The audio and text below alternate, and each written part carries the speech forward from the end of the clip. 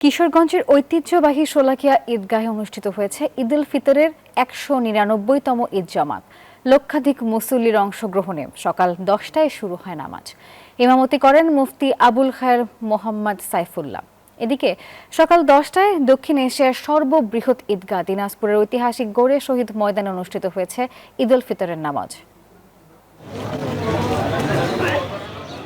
মাথায় টুপি, হাতে জায়নামাজ। কিশোরগঞ্জের শোলাকিয়া ঈদগাহ ময়দানে সমবেত লাখো মুসল্লি। রেওয়াজ অনুযায়ী নামাজ শুরুর আগে বন্দুকের গুলির মাধ্যমে সংকেত দেয়া হয়। ১৫ মিনিট আগে ৩টি, ১০ মিনিট আগে ২টি এবং ৫ মিনিট আগে একটি গুলি ছোড়া হয়। নামাজ শেষে দেশ, জাতি ও বিশ্ব শান্তি কামনা করে বিশেষ মোনাজাত করা হয়। নামাজে অংশ নেন বস্ত্র ও পাট প্রতিমন্ত্রী শরীফুল আলম ও স্থানীয় সংসদ সদস্য মোহাম্মদ মাজহারুল ইসলাম সহ অন্যরা। সব মশার বিরুদ্ধে সুরক্ষা দিতে এলো বসুন্ধরা এক্সট্রিম অ্যারোসল। মশার বিরুদ্ধে এক্সট্রিম সুরক্ষা। ৫৪ বছর ধরে আমি এই যে ঈদগার মাঠে আসি, কিন্তু বড় জামাত সোয়াবের আশায় আসি। আমি প্রথম আসছি, আমার ওয়াদা ছিল ইনশাআল্লাহ আমি নামাজ পড়বো। আমি একটা জব করি ফায়ার সার্ভিস ইউনিয়নে।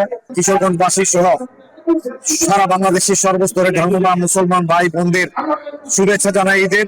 কড়া নিরাপত্তা ব্যবস্থার মধ্য দিয়ে অনুষ্ঠিত হয় এই জামাত।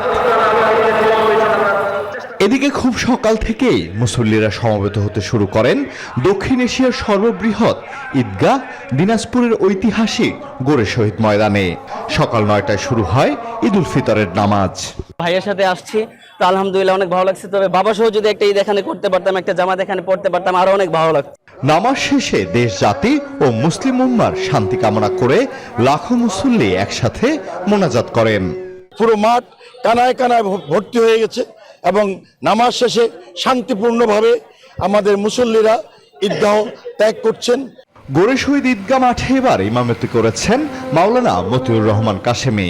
এছাড়া সারা দেশে ঈদের জামাত অনুষ্ঠিত হয়েছে।